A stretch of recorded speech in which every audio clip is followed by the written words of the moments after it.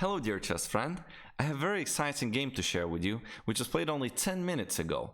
As you know, there is World Chess Rapid Championship going on, and in round 3 we had two very exciting players that met. With white pieces, Firouzja, a grandmaster from Iran, very young talent and very talented player who is one of the most famous probably young talents we have right now, and I expect to see him in the very elite in the very near future. And with the black pieces we have very exciting player, a grandmaster Korobov from Ukraine. He is very known to be very good and rapid. However, we haven't seen the best of him in the very elite tournaments in classical time category. So I expect a very exciting game, and I would say that this is a candidate for being one of the best games in the tournament. So let's just jump right into it. We had a Sicilian defense, knight f3 d6, Najdorf, d4, c6 d4, knight 6 d4, knight f6, knight c3, all theory, a6, bishop g5. So exciting line which was popularized by many top world champions. We had Fischer playing that, Garry Kasparov had lots of novelties, and if you don't know the main line, it follows as e6 f4, queen jumps right into attacking the b2 pawn, which was sacrificed by white many times, with queen d2, queen takes b2, rook b1, queen e3, and now white chooses between f5 and e5, and we have this battle going on in the center. However, today Korobov decided to go for knight bd7, a little bit more calm line. We have bishop c4 by white, and now white is always ready to meet queen b6 with bishop b3, and no b2 is hanging for missive white. So we have queen e5 instead by black, asking where does the bishop go, and white doesn't move the bishop at all. He defends that with queen d2, ready to castle queenside. h6, white of course has alternatives of removing the bishop to e3, a very natural move of retreat. However, Firouzja decides to take and castle. As you can see, white is fully developed now. Not only the king is safe, lots of pieces are active, where black's king is still in the center, only two pieces out for black. White definitely has an advantage. We have e6 for black.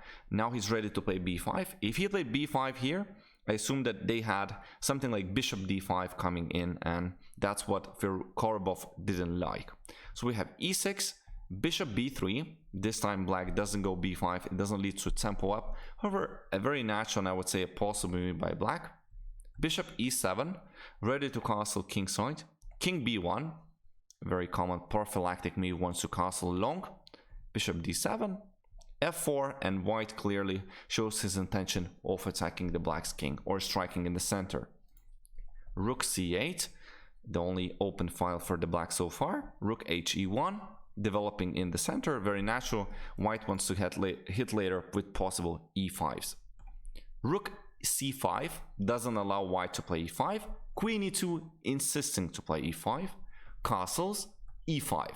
So now white gets space advantage. Most importantly, the difference between this e5 and the other Sicilians is that black doesn't have the luxury of playing knight d5, as we have too many pieces covering that. Obviously we could just take, and that just simply damages the black's pawn structure and ends in a disaster. So we have d5, fe5, and now knight has to go to h7. As you can see, there is a possibility of launching a discovered attack, which was just did. Knight f5, very aggressive move. So black goes back and has to run into this very harmful, I would say, hazardous pin that I don't like for black, but he has to defend the bishop somehow. Queen d3 by white, simply putting more pressure on the pinned piece, as the bishop cannot be defended that easily. Rook c7, I would say the only perhaps move for black. If we had seen anything like bishop c6, probably there are already lots of attacking chances for white. As you can see, there is indirect discovered attack, so I assume maybe something like even sacking here, followed by queen g3 would win material. There are lots of tricks, I assume, here. So rook c7, rook e4, tripling against the pin, bishop c5. So this move is targeted for not allowing white to come to d4. Now we could have seen something like, again, sacrifices, but probably it's not clear if it ends up being a devastating attack, or can black hold that? We see knight g3, a retreat, which gives some breathing room and helps black perhaps to create some practical chances. Queen g5 by Korobov. We have h4 attacking the queen and want the queen to go again to very passive defensive pose. Queen e7, rook g4. So now again, it feels like black is passive, didn't manage to get a kingside attack, not much of counterplay is gathered, while white's pieces are just maneuvering around this kingside and black cannot be helped. King h8, a prophylactic move, stepping out of the pin here.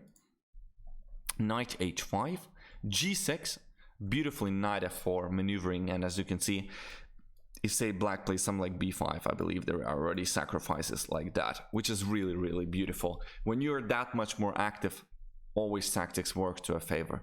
Rook g8 though with black, overprotecting the g6 for possible sacrifices. Knight e4 now, looking for bringing more pieces into the attack. h5, knight takes h5, g takes h5, rook g8, king g8, queen g3. Indirectly attacking the rook on f6, so the knight can land on f6. Beautiful maneuvering by Firouzja. King h8, knight to f6. So again, if you take that, we have e takes f6 and we have a double threat. So we have queen f8 defending. Now knight takes d7. White is already keeping the piece back, getting the piece back as he was sacrificed, if you remember, knight on h5. And still keeping all the initiative. No exchanges, Mr. Korobov, for you.